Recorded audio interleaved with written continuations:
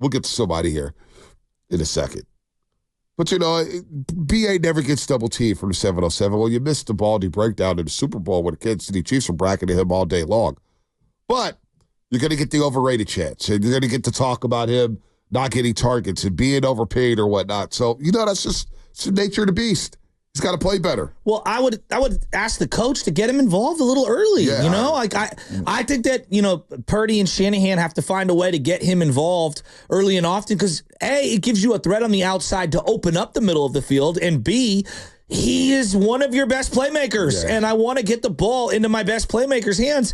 And I understand that Juice is going to be the third down target in the backfield because of his ability to block and to be able to make some. He made a nice contested catch. He made actually a couple of really nice catches. But Juszczyk's playing well. But we also have to acknowledge, Juszczyk's not going to crush a team. Brandon Ayuk's a guy who could game break and break a tackle, and this is why he had 17, 18 yards a catch last year.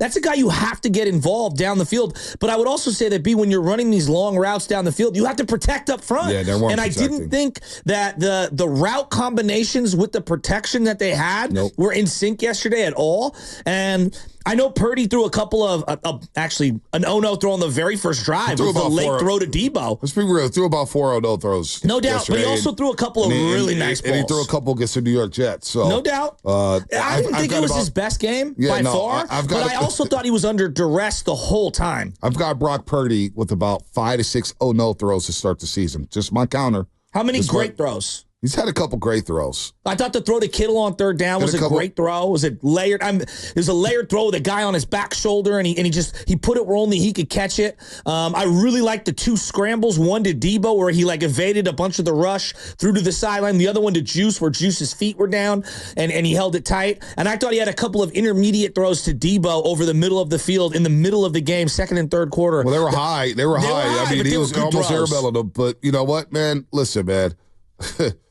Again, my whole point is we can nitpick, and we're going to talk about the clock situation. We're going to talk about situational football. The Niners were 2-10 on third down while allowing the Vikings to go 7-12 on third down. Thought that was a big sticking point in the game. Stopping the run, situational passing, not executing, turnovers. Block punt's a turnover. That's a turnover, folks. Horrible. Turnover on downs. The pick. When you're trying to force it to Saubert, you're late going over the middle of the field, and the Vikings scored the next play. The Vikings were just better in every aspect of the football game. But I want to hear from the roasters out there. 888-957-9570. Let's start. Duke has been holding on the longest. Then we'll get JD and Big Pud. Duke, what's happening? Hey, Duke. Hey, guys. Thanks for taking my call. Okay, so this is kind of basic math here. Their third down conversions are putrid. Their red zone is putrid. I hear about how they thought it was confident of him to go for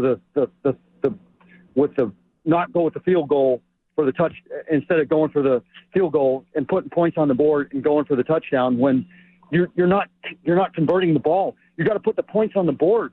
You put that 3 points on in the first half in the second quarter.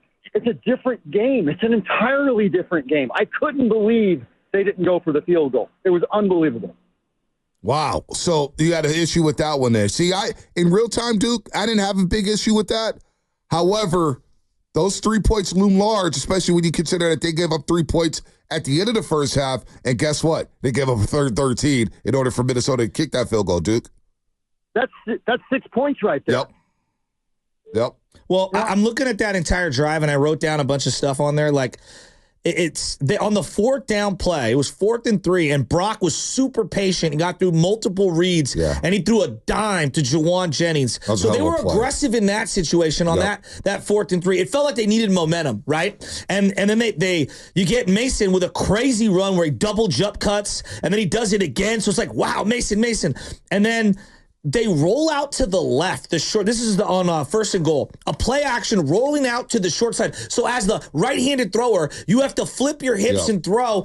I didn't love that play. Ayuk in the corner. And then the 2nd and goal, they call a timeout. Okay, 49ers call a timeout. And then out of the timeout, you run a Mason run where he gets completely stonewalled. Minus the yard. 3rd down, you go shotgun, and you throw to Kittle, and it's short. You're not throwing into the end zone. You throw short. So now it's 4th and 1.5. What it was? 4th and 2 at the Minnesota 4th and 2. Okay. So it's like, I don't know. That sequence of plays I didn't love, and like I was okay going for it, so I'm not going to sit here and lose my mind about it. I was okay going for it. Is Brendan Staley already having an influence on Kyle Shanahan? Is that what that is? I just didn't like the first down Possibly. call. The rollout to the left, I thought that was just a. And again, it's easy to critique individual plays. I think the sequence of plays after Mason gets a couple of good runs, it felt like they called timeout, got predictable, and then they get stonewalled, and now it's third and like basically long from the goal line, and you come up short. It's easy to sit here and say, yeah, take the points. But in real time, I was like, you know what, I'm okay going for it. Yeah, I was okay going for it because I was thinking, okay, you're going to pin Sam Darnold back at the 2-yard line. They're going to have to go 98 yards to score. And what do you know? What do you know? They go 97 yards over the top. 97 yards over the top. Darnold, that was one of 6 or 7 where he climbed the pocket after the rush came from the outside, and he threw a perfect ball. Perfect pass. It was a perfect ball. But that defensive alignment, and I can't wait to talk to Baldy about this play tomorrow. How the hell did George Odom end up in press man on Justin Jefferson? He was in the slot, too. On Justin Jefferson in the slot. George Odom and press man, you have Deommodore Lenoir and you have Tarvarius Ward at cornerbacks. All right? Tarvarius Ward made an all-pro team last year and is looking for new money. Now, here's what Ward said about shadowing the best wide receiver. Listen to Ward after the game. Would you have liked to have been matched up on him more often today? Yeah, I mean, I feel like I play best when I, play best when I follow the best receiver around, but that wasn't the game plan, you know what I mean? When I'm following the best receiver around, I'm always alert, I'm ready for the challenge, but, that just wasn't the game plan, That was the game plan. So I don't like the game plan. I don't like any game plan that has, in this formation, when we're in this situation, and they go 2 wide receivers to the right, twins right, we're going to have George Odom press man up on Jefferson, and your hope's going to be Tick Brown. A career special teamer who's playing safety, right? A career special teamer. I don't care how great his camp was. I think they pulled him. They pulled him after that for a while. Mustafa ended up playing late. Mustafa ended up playing later. Well, and that's one of 2 changes that I would make. One is playing Mustafa more. The second one, get Devondre Campbell off the field and put in Bethune. Or D. Winters, like, your foot's got to heal up, dude. Let's go. Yeah, no, Devondre Campbell, just another quiet game. No, you got to get him off the field. I'm not even going to talk about him. They moved him with his. I'll give Sam credit. He moved him with his eyes on multiple plays, and then we're just going to throw into the window that you vacated. Right in the middle of the field. I wonder how much influence Staley's having on Shanahan so far, because then you make it a 3-3 game, but those 3 points right there that you don't get, and the 3 points you give up at the end of the half, I thought that was awful defense to close the half. Just you lost all the momentum you gained after going for a you go on the long drive here, you scored a touchdown, it's a 10-7 game, you go 5 plays, 65 yards, boom, boom, boom, boom, boom, you're back in it. And Minnesota just goes right down the field to score 8 plays, 49 yards in a minute 53. Like, again, 3rd and 13. I'm looking at a 3rd and 13 for the 45, and Justin Jefferson gets 16. It's just not good enough. It's not good enough by the 49ers. Well, what if I said to you, though, that, there was a punt block and they ended up getting a turnover? You know what I mean? And there was they had another short field possession where they scored a touchdown right away. Like, I don't know. As bad as that individual play was, and it was bad, and as bad as their 3rd down defense was, they couldn't get the situational stop, which ultimately is part of the reason why they got put in the situation they were in. I don't know. It was bad, but it wasn't that bad defensively. It felt like Minnesota. C-, D+. Minnesota controlled the line of scrimmage. That I agree with. And they controlled it for the 2nd straight year. They were a step ahead of the 49ers defense. That wasn't good enough yesterday. I would agree. I mean, Fred Warner saved them from getting blown out of the stadium.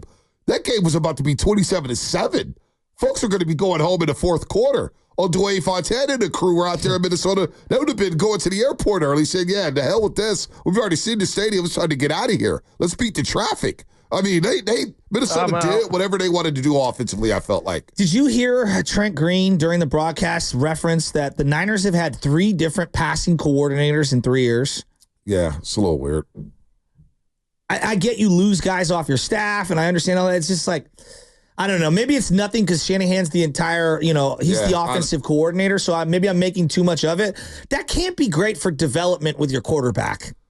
Well, Brian Greasy's still there. That's true. Shanahan's still there. So I think we're nitpicking on that one there. The passing game has been fine. I mean, they were historic last season. You know what I'm saying? I don't know. It was just a tidbit that I heard, and I said, it was interesting. I hadn't thought of that. But I'm more focused on Sorensen. Okay. Now Sorensen, the passing game coordinator, the passing game's been fine. It was okay yesterday.